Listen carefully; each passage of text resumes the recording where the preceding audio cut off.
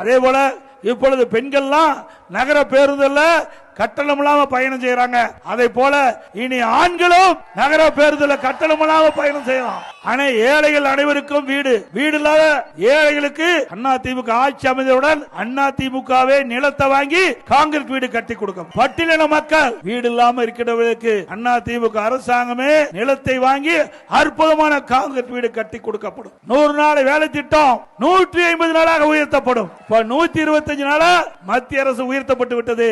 அதை 150 நாளா உயர்த்துவோம். இன்னைக்கு நம்முடைய கிராமத்திலிருந்து நகரத்திலிருந்து ஏழை குடும்பத்தை சேர்ந்தவர்கள் வேலைக்கு போறாங்க. உரிய நேரத்துக்கு வேலைக்கு போகணும். வேலை முடிந்து பணி முடிந்து வீடு திரும்ப வேணும் உரிய நேரத்தில். அதற்காக அம்மா இருசக்கர வாகனம் 5 லட்சம் பேருக்கு வழங்கப்படும். ஒவ்வொரு அம்மா இருசக்கர வாகனம் வாங்க 25,000 ரூபாய் மானியம் வழங்கப்படும். அதே போல நம்முடைய மாணவ செல்வங்கள் கல்வி கற்பதற்கு வங்கியில வாங்கிய கடன் அரசாங்கமே செலுத்தும். இன்னைக்கு வாழ்வாதார உதவியாக ஆண்டுக்கு ஒரு குடும்பத்திற்கு 3 கேஸ் சிலிண்டர் வழங்கப்படும். அதுபோல நம்முடைய ஜல்லிக்கட்டு, அந்த ஜல்லிக்கட்டு வீரர்களுக்கு ஏதாவது இன்றைக்கு காளைகள் உயிரிழப்பு ஏற்பட்டால் அவர் குடும்பத்துக்கு 10 லட்சம் ரூபாய் கொடுக்கப்படும். அந்த ஜல்லிக்கட்டு வீரர்களுக்கு இன்சூரன்ஸ் காப்பீடு செய்யப்படும். ஜல்லிக்கட்டிலே கலந்து கொண்ட காளைகளுக்கு இன்சூரன்ஸ் செய்யப்படும். சிறுபான்மை வகுப்பை சேர்ந்த மகளிர் சுய தொழில் தொடங்க பெற்ற வட்டிலா கடன் மற்றும் மாற்றுத்திறனாளிகளுக்கு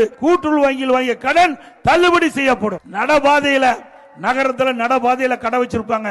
அந்த கடை வைத்திருக்கின்ற ஓரத்தில் கடை வைத்திருக்கின்றவர்கள் கூட்டுறவு வங்கி வாங்கிய கடன் தள்ளுபடி செய்யப்படும். அதே போல நம்ம ஆட்டோ ஓட்டுநர்கள் அவள் புதிய ஆட்டோ வாங்குவதற்கு 75,000 ரூபாய் மானியம் வழங்கப்படும்.